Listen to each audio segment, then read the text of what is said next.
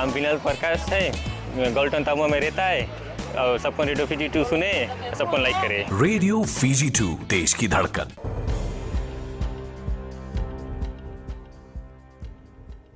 Ni sambulu vinaka sai ko ngona Vakaleleka ni nondi tukutu ko na mbongi ndendai. Leo etini ka wonu na ngoni buli karabagaita bina vuku ni pakambese meratu kandavu level school ena madau sauti na vakatalaitani mai korni buli. Ongai wilkina na nona lesi na ililu ni korni buli Arvin Prasad kina ndo tale na korni buli. Vakandeta ko Rosie Akbar na minister ni buli ni sonangas ni buli erratador talenga ni kisiongo kanise vakadanga utoka na kena bi vangangai. Pebakani savang donu ena ministry ni buli na nona kerlesi na iliu ni korni buli esa ding ta kebakaki ni doan na ling ni pingravi metor bagatao ni tutu baka iliu ni korni buli kayo Akbar ni donu me muringan ngau ni salen donu kamatau ena buku ni kena wali na lenga bakaungo ena tewu tektal na buli maindala ni kai ena tu city ni madawa katumai. Leo rota len na leo ni bunwe sa vang detaki ni sa tigo bi raun mon mati se ko na COVID-19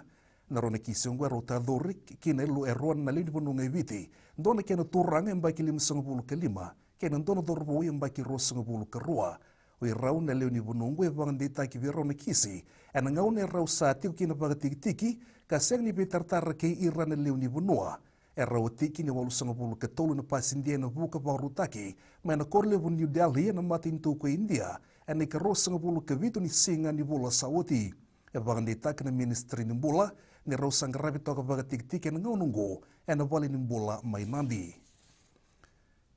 e segni don na boni pasindia rondo mai na wanga buko ya ka bagandita ki kebira na mani mate sai ko na COVID-19.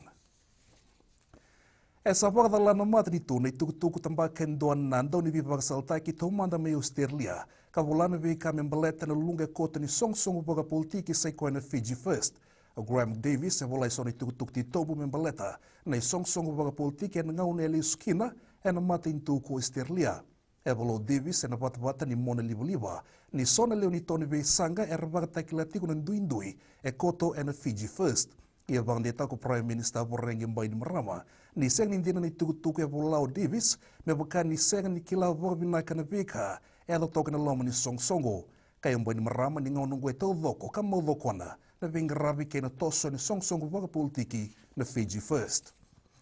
kina tuku ni gito e sabang de borindo ni tubutuba ni buku ni non bang di Kevin na daung gito rugby mana be sana me balet na wenga ngani be bang matintaki Bang dita ko John O'Connor na buni lawa na matambose ni rugby union ni non de buno ni tukutukungo kayo O'Connor ni sa mau na vital noa kay natambana ka voto kay na World Anti-Doping Agency na roku ni tukutukungo bang dita ka ni sa natigwa turbaki ni tukutukungo na mava wakatumay na kena sangay mawali son mbol ka kunni na vida ng gito sawoti ka kila kasamitay kini sema kina kena turbaki na wenga nga ni bibag matintaki.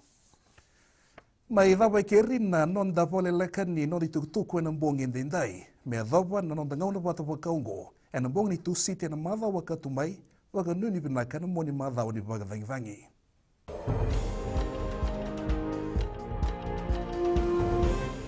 Na vango merea maramani waya manatuya sawa aweti tuku ndenandi ya ndo marataka na varonga na Radio Fiji 1. Radio Fiji 1 nandomo iviti.